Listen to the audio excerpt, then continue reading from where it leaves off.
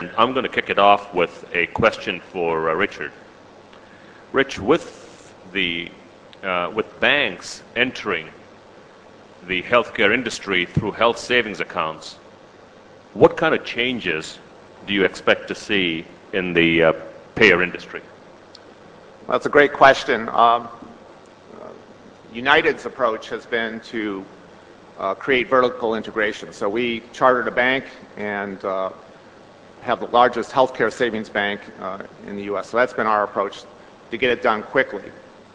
But there's a lot of movement in the market to making sort of interchangeability with any bank or any financial institution, and that's the way most of our competitors are going. And I think that that's going to create tremendous opportunities for your industry and tremendous challenges for ours, because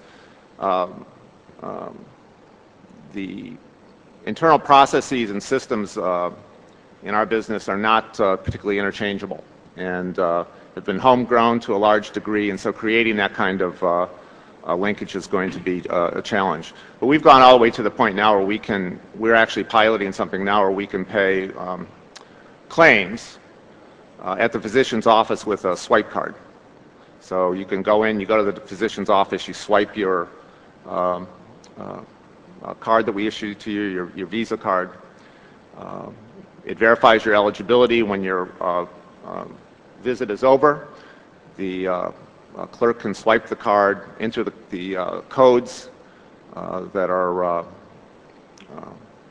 for the services, and adjudicate it right away. So that's where the market's moving. Creating that kind of interchangeability between companies is going to be, I think, challenging. Interesting. So do you think Visa and MasterCard are going to come up with the equivalents of stored value cards?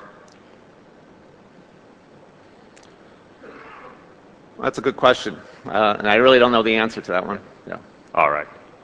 Thank you. Ian, I have one for you.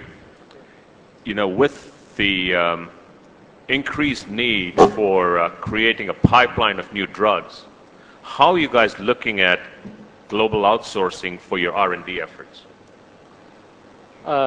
It's a great question. It's lucky that I've been playing the sport with my CEO, so I know kind of top priorities for him. Great. R&D productivity is one of those. We always outsource a lot in R&D, not outsource in the sense of joint venture partnership with outside, but in terms of setting up center in low-cost country with high level of talent, and this is something that we start looking at. And in R&D, although it's a very knowledge-intense process, there actually a large part of R&D is very transactional. We spend about 70% of R&D dollar in clinical trials, and clinical trial is a very data-intensive process. And this year we start outsourcing, offshoring the clinical data management process, and we are looking at the statistical analysis that part also, although the market is not that mature. And also we are looking at a bigger move on potentially move in a therapeutic research area into places like here in India or China. And a big part of the move is moving clinical trial, the conduct of clinical trials. I see. To other countries. Yeah. Great. Thank you. Thank you. If you have any questions, please raise your hand. Yes. Go ahead, please. I think there's a microphone for you there. Richard, you just touched upon the disease management area in one of your slides, talking about giving advice to the patients. Now, with the growing population in the United States and with the lack of what you call medical practitioners in the United States, do you expect KPO to actually take off from a disease management perspective? And a similar question for Ian, for you. When you talk about clinical trials and clinical data management, there's a huge KPO part of it. Are you both expecting KPO the next few years? KPO is knowledge process outsourcing. Can we go first, Ian? Ian? Yeah, I just addressed that in clinical trial, the clinical data management part, and also the statistical analysis part that we have been looking at actually one of the partner may be here that we are offering the clinical data management that part. So it's nothing particular there actually. It's just experience based. It's not different from IT outsourcing, and so it's just the market maturity. Totally viable, I think. Will be next big thing. Great.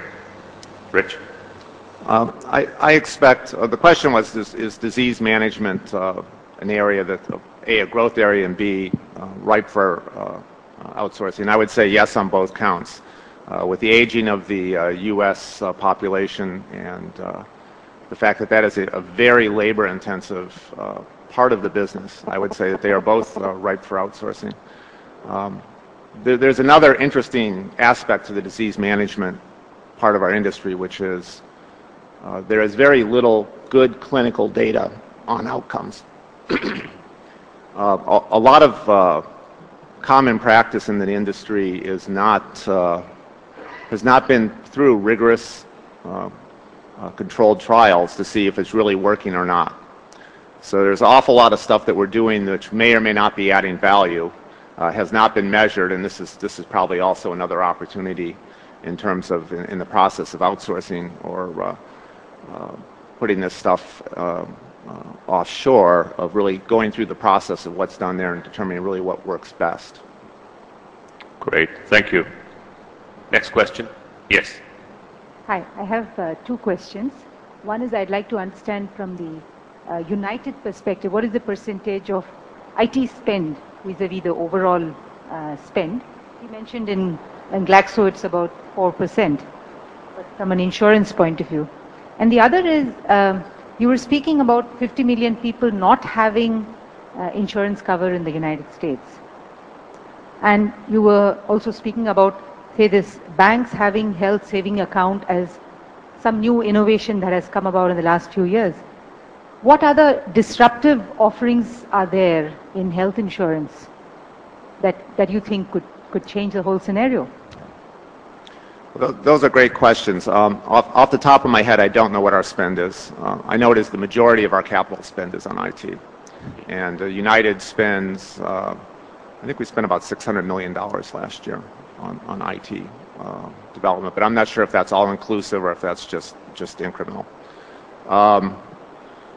With regards to there's a number that's been floating around in the press, which I'm not sure what the origin of the number is, that there are 46 million Americans who are without health insurance.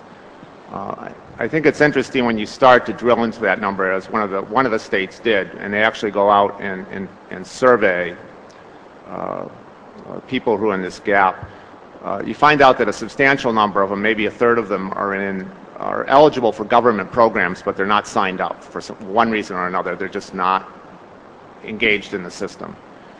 And about another third of those people are above 3 times what the federal government poverty level is, which would be like a $75,000 family income for a family of 4.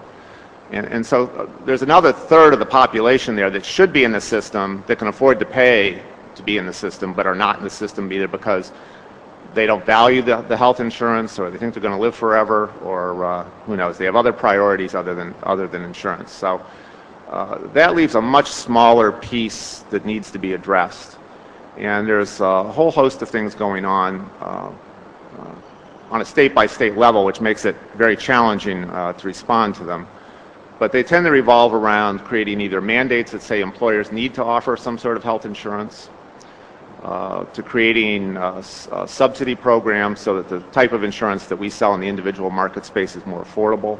The President recently talked about creating tax deductions. I think he missed the mark a little bit, because what's really needed is tax credits, because the people at the lower income levels don't pay any taxes anyway, so a tax deduction does them absolutely no good whatsoever. They really need a subsidy or some other way to help be able to afford. So I don't know how it's going to turn out. There are probably 100 competing proposals circulating out in the marketplace, but things are going to change, I can guarantee you that. So. Great, thank you. Yes.